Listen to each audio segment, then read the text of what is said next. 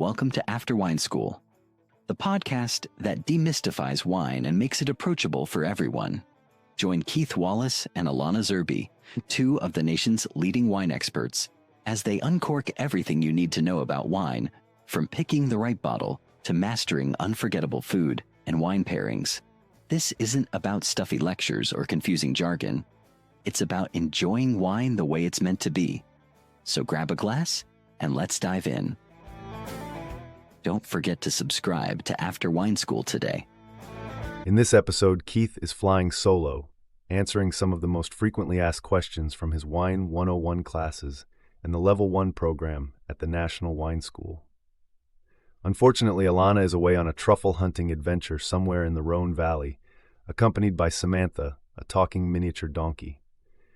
Samantha's colorful past includes a stint on George Orwell's Animal Farm, the musical, where she developed a taste for the high life, but she's on a better path now, helping Alana sniff out culinary treasures. Okay, let's get started. For the first question from all the wine lovers out there, what are the essential white wines we should know? There are only 4 major white grape varieties. These encompass 95% of all white wines drunk in the world. They are Pinot Grigio. Pinot Grigio is everywhere. Most of it's Blanc. Some of it is beautiful and amazing, especially the stuff from far in the north in Italy. Sauvignon Blanc. Everyone knows Sauvignon Blanc. It's everywhere. It's got that really interesting grapefruit, but even more interesting, the pyrazine notes. That green pepper thing that you'll never forget once you smell it. Riesling.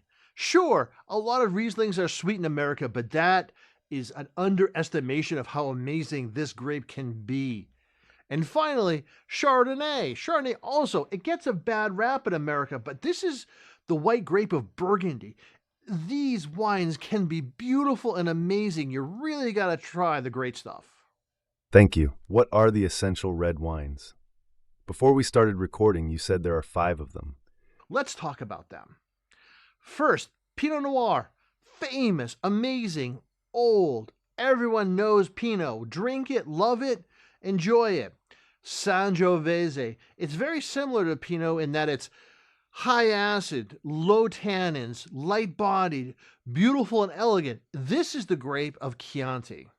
And actually Brunello. Absolutely fantastic wines. Grenache. Now Grenache is a stellar underdrunk wine. Well, you drink it, you just don't even know what it was. It's the grape of the Rhone, of northern Spain, of some of the islands in Italy. It's an amazing grape variety. Full-bodied, low acid, and just amazing garrigue, like this really interesting lavender and marjoram and thyme flavors, and then just big and jammy and figgy with just a little bit of medicinal notes. Fantastic wine. Syrah. Oh, Syrah is that wine. It's unmistakable. Its varietal fingerprint, its nose, pure game.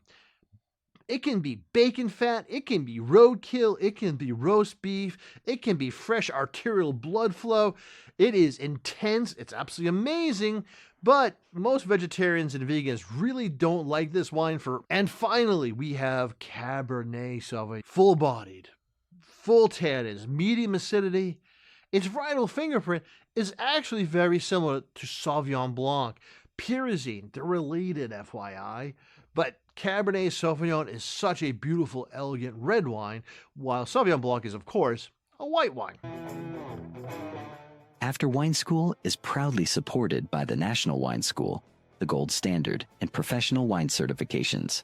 Whether you're dreaming of a career in the wine industry or just eager to take your wine knowledge to the next level, the National Wine School has you covered. Their programs are trusted, rigorous, and designed for aspiring wine pros like you.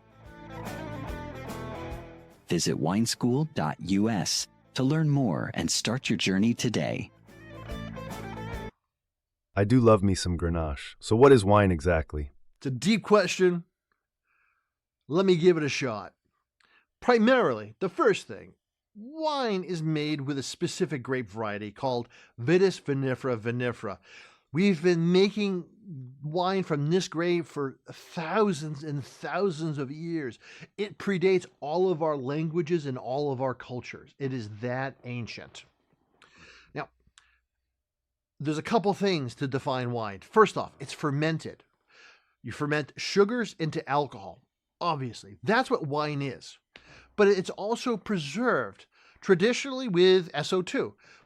And then it's aged. It has to be aged, sometimes in oak, sometimes in tank, but these days always in a bottle so that it actually can shipped to you and you can enjoy it at home. So, why do wines taste different from one another? Why do wines taste different? Let's cover the basics. Number one, it depends on what wine grape you're using. Are you making a white wine with Sauvignon Blanc or Riesling? Are you making a red wine with Sangiovese or Cabernet? All these grapes have varietal differences, different flavors, different acids, different tannins. But that's not the half of it. You add that, and then you add how long until you harvest, right? It's not intuitive. If you wait to harvest, you're going to get more sugars and less acid, which may seem nice because that means you're going to have a softer, bigger, higher alcohol wine, but that's not always the case.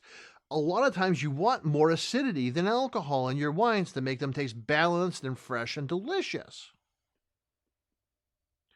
And then how do you ferment it? Because we have hundreds of different yeast that we can use to ferment.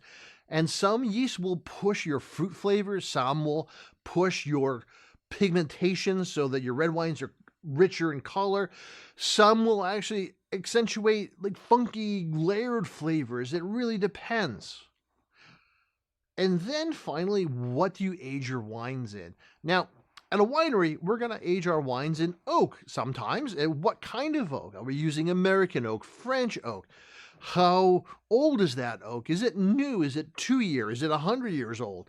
All of these change the flavors of your wine. And sometimes we don't even use oak. Sometimes we age in stainless steel or even in concrete vats. All of these things are the reason why, the basic reason why wines taste different. And here's one from my mom, actually. Are Rieslings always sweet? This is a great question. Are Rieslings always sweet? No, they're not. They usually are in the United States for a good reason. Because that's what the market demands. Winemakers can make any wine sweet. All you have to do is stop fermentation. Stop the process of turning sugar into alcohol. You can actually stop it many ways. You can chill it, you can hit it with SO2, many different ways. But if you stop it, you're going to have a sweet wine. That happens a lot with Rieslings because a lot of Americans expect Rieslings to be sweet. And winemakers, we make wines for people, not the other way around. So, if people want sweet wines, we give them sweet wines. Is that good for you? Not really. Would I prefer you to drink dry wines? Absolutely. Okay, good. I'll tell my mom. So here is a question I think may piss you off, but I am going to ask you anyways. What are the best wines? Well, that's not a question that's easy to answer because it's very much subjective and not objective. What usually people mean, instead of saying what's the best wines, what they usually mean is, what wine am I going to like? And that's a really different question. And that depends on whether you're a super taster or a tolerant taster. It really also depends on where you're at in your wine life. Are you a newbie? Are you really just into simple $10 bottles of wine? Are you a sommelier? Are you an advanced sommelier? Are you in your level 2 program? All these things will come into play on whether you're going to like a wine or not. And it's impossible for me to answer that without knowing it. Yeah, so if I ever see you in a wine class, feel free. I can probably figure it out in about 10 minutes. But until then. Thanks for spending time with us on After Wine School. If you enjoyed today's episode, hit subscribe so you never miss out on more wine wisdom, tips, and laughs. Until next time, raise your glass, savor the moment, And cheers to you.